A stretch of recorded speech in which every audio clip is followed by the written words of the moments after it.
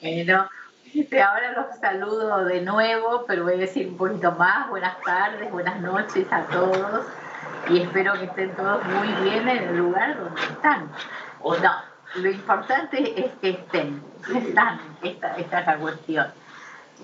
Así que voy a, como suelo hacer siempre, voy a leer los comentarios, algunos de los comentarios eh, que hicieron respecto de mi nota.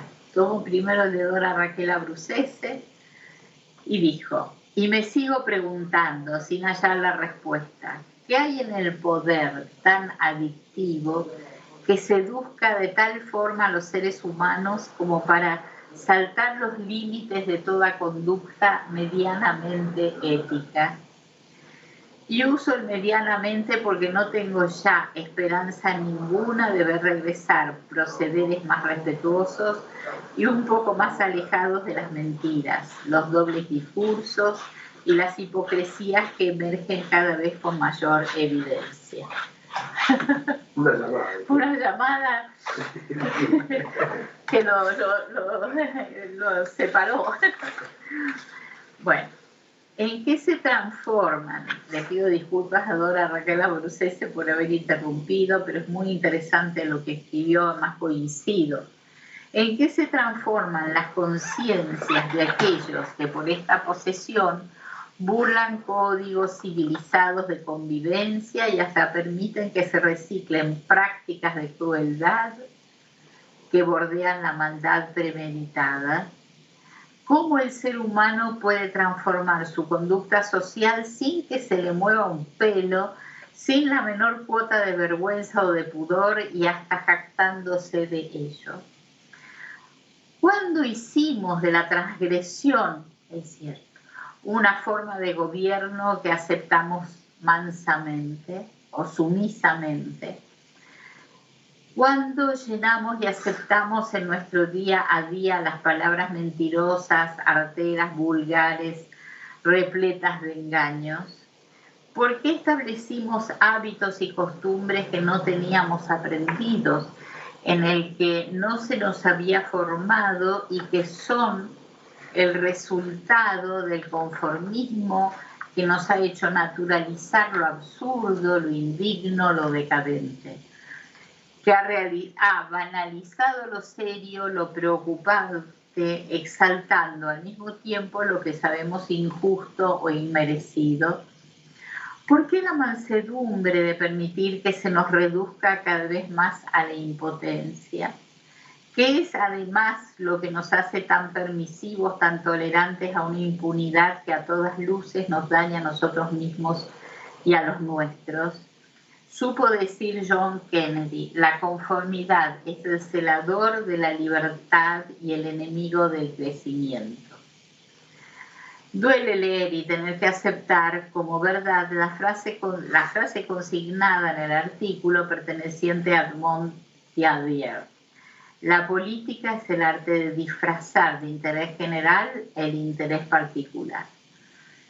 Ojalá nos demos cuenta. Bueno, a mí me pareció, yo le agradezco a Dora Raquel Abrucese y puedo formular alguna respuesta, o sea, digamos, ¿qué es además lo que nos hace tan permisivos, tan tolerantes a una impunidad que a todas luces nos daña a nosotros mismos y a los nuestros? Y lo que hace tan tolerante es que van al lugar del ideal.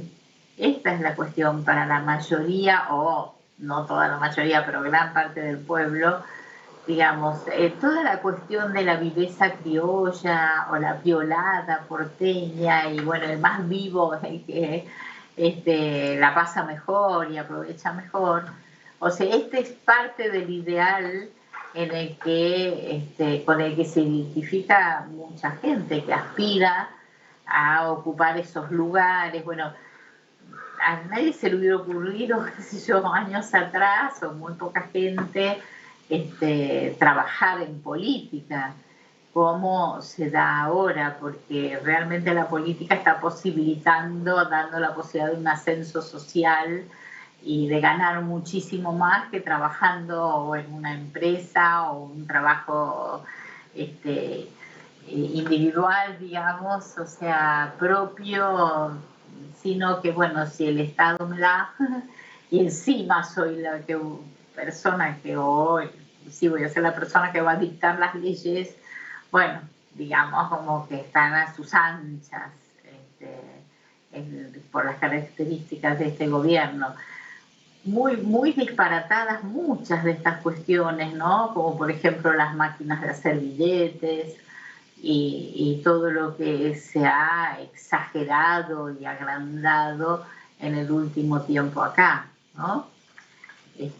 Bueno, la cuestión de los viajes de egresados y cuando el país está quebrado, o sea, pero además deberían haber pensado antes de la importancia de la educación, pero bueno, la educación es lo menos importante para mucha gente que coincide con esta idea del ideal, ¿no? Ya se les arreglará, verá de qué manera robar, por ejemplo, y va a vivir bien. Pero ese es el ejemplo que tenemos, que nos están dando.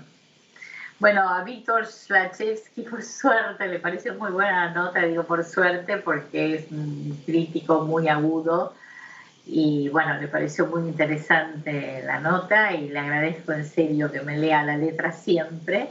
Y Eva Miodowski, una gran amiga de San Juan, le pareció muy buena la nota y que deberían haber pedido la renuncia de Fernández, esta cuestión de con los hijos no, al margen de que ejerce mucha violencia y que está muy descalificado por la falta de valores. Mucha gente de los que nos están gobernando tienen muy pocos valores.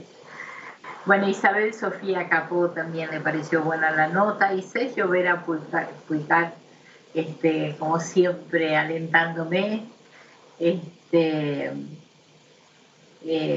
dijo, es verdad, la política actual es una jungla de mentiras que son aceptadas hasta por los intelectuales de la TV.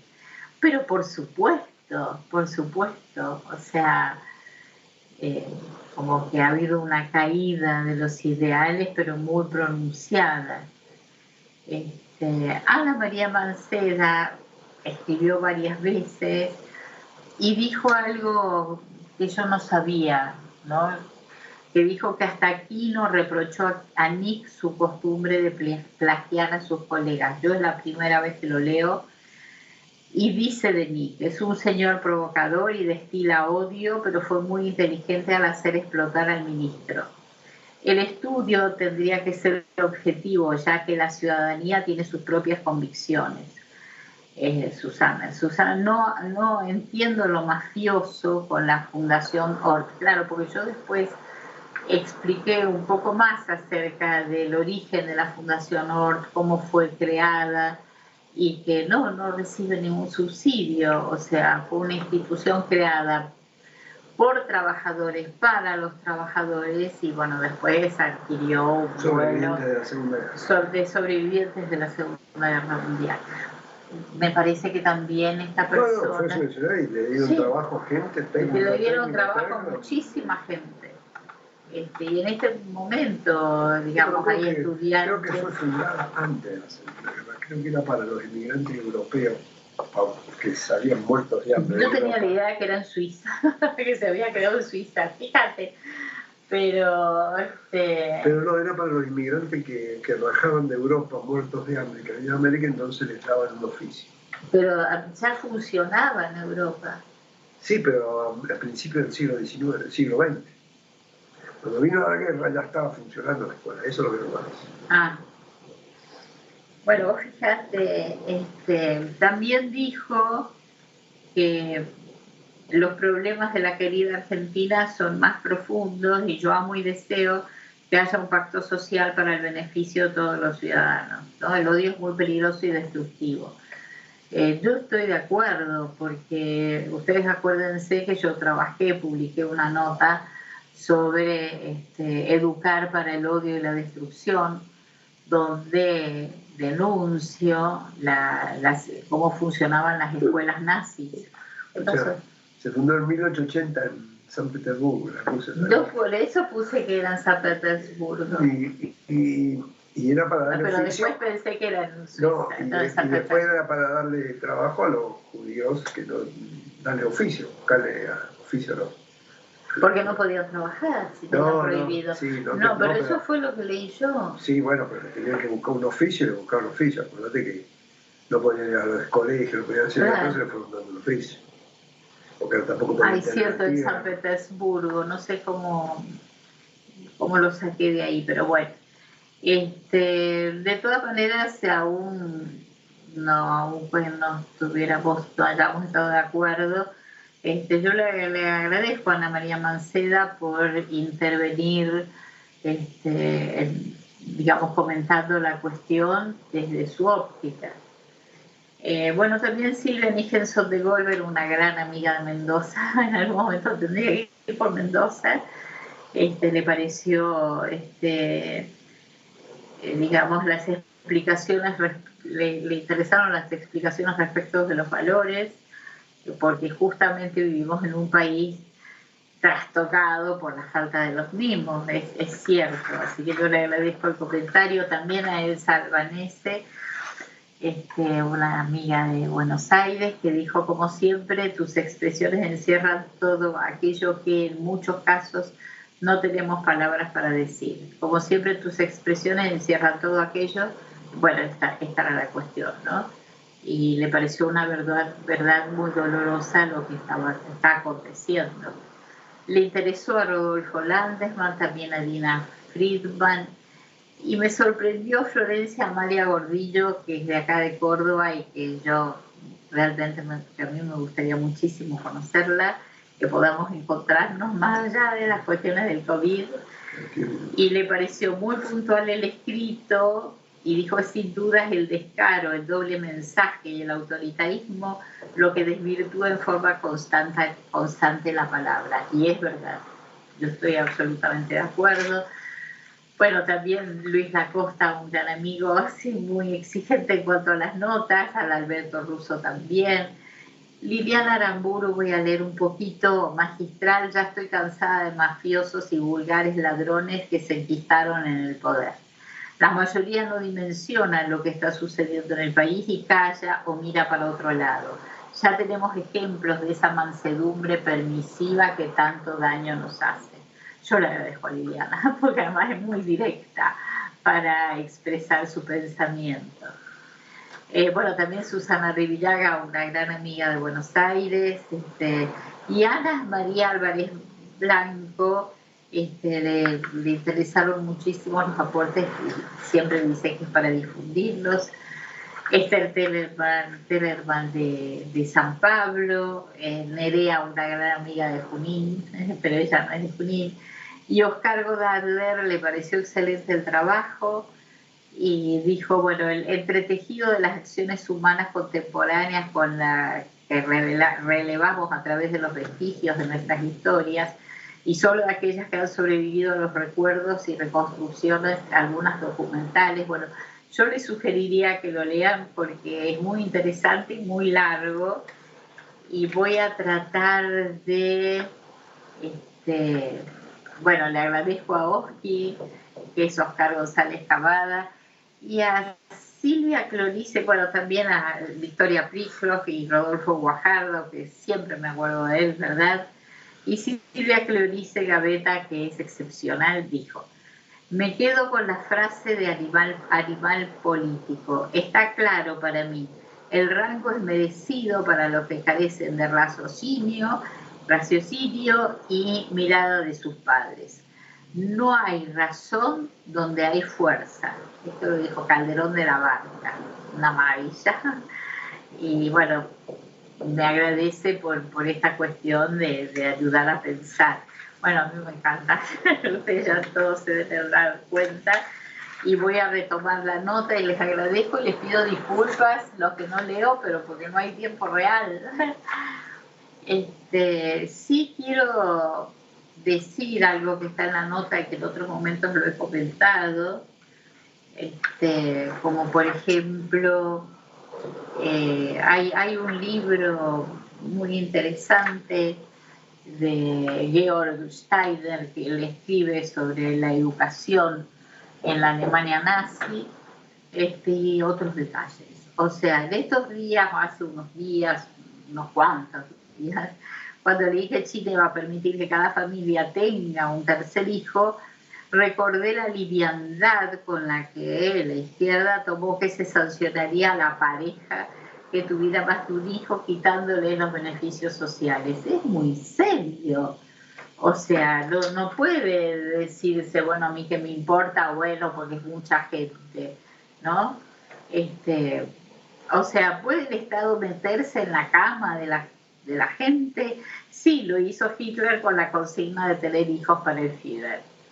Por otra parte, a mí me interesa esto porque la izquierda tiene que planteárselo, de que no se debe subestimar que el partido nazi surgió del Partido Nacional Socialista Obrero Alemán, ¿no? Y mientras Mussolini, que él había estado afiliado también al Partido Socialista, creó el Partido Nacional Fascista, que ahí el Partido Comunista no estaba de acuerdo porque era nacional y no el internacionalismo proletario. Todo esto es, ya les digo, para pensar. Y entonces yo digo, bueno, como el socialismo también se mete en la cama de la gente, no, yo no lo puedo pensar así. Pero bueno, o sea... Sí, se mete. Hay veces que el Estado se mete. No sé si es justo o no. En China, cuando programaron que podían tener un hijo porque tenía una explosión demográfica terrible. Ahora, como están envejeciendo, vuelven a permitir. Sí, porque pero hay veces que hay cosas que... Bueno, vos conocés muchísimo más que 7 veces fuiste a China, así que yo ni una. Hay que poder hacerlo, llegar, trabajar, es difícil. Pero bueno, a veces se mete... dar vuelta al mundo. A veces se mete el Estado, no sé si es justo o no es justo, pero en este tipo de cosas yo también pienso que la India va para la catástrofe. La India ya, si no es igual, o ya superó a China en cantidad de habitantes. Bueno, pero tiene un desarrollo tiene un desarrollo en computación. Sí, pero tiene la mitad de la población paupérrima. No, ya lo sé, pero la India yo me pondría a pensarla de otra manera, como Robin Roland, y eso estoy en otra dimensión.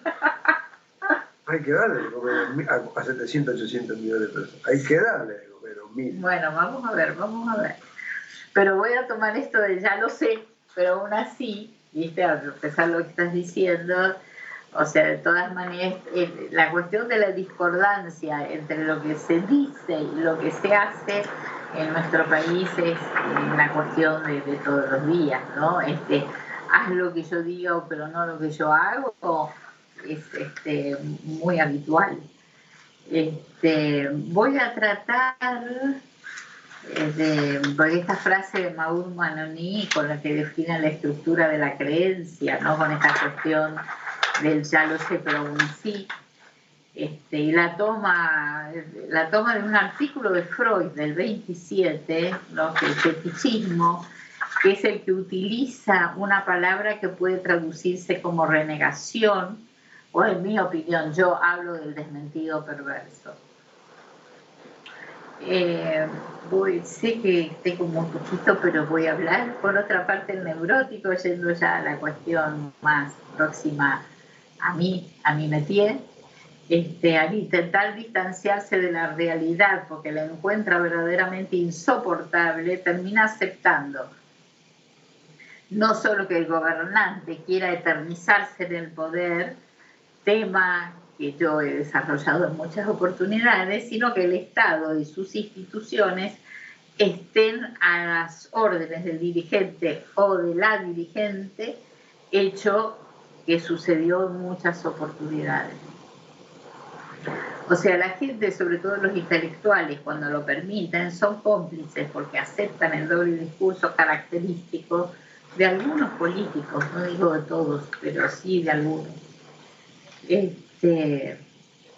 No sé si acá menciono el día, pero es un ejemplo de que era insobornable, por ejemplo. ¿no? Este, y acá desarrollo también la cuestión de la crisis, porque acá vivimos en crisis, o sea, la palabra crisis se pronuncia más que la palabra amor, así que en estas circunstancias imagínense que es un mal pronóstico. Muy bien. De todas maneras voy a ir concluyendo. Digamos, voy a hablar un poquito del discurso autoritario, porque acá en Argentina se lo ha escuchado y no solo en Argentina. Yo me había quedado pensando cuando vos hablaste de que Irán desconoce esto del holocausto. Claro, para ellos es un invento. Pero para Maduro igual. O sea, en Venezuela es el mismo. Sí, puede ser que Maduro también. O sea, además lo han dicho. Y Delia, por ejemplo, lo dijo. Delia lo dijo. O sea, yo lo escuché. O sea, no simplemente no es que lo haya leído, sino que lo escuché.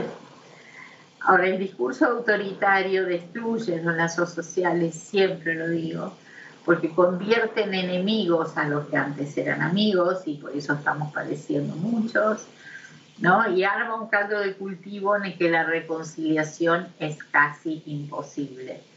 Es la lógica en la que no coinciden, ¿no? En la que no coinciden con el gobernante, que los que no coinciden con el gobernante son enemigos, y en la que el fanatismo se expresa en toda su dimensión, como se vivió tanto en los tiempos de la Alemania nazi como en los de la Italia de Mussolini, y durante el estalinismo. Ustedes se pueden poner a buscar todo lo que sucedió en esos tiempos, sobre todo el estalinismo. Bueno, vamos a leer algunas reflexiones.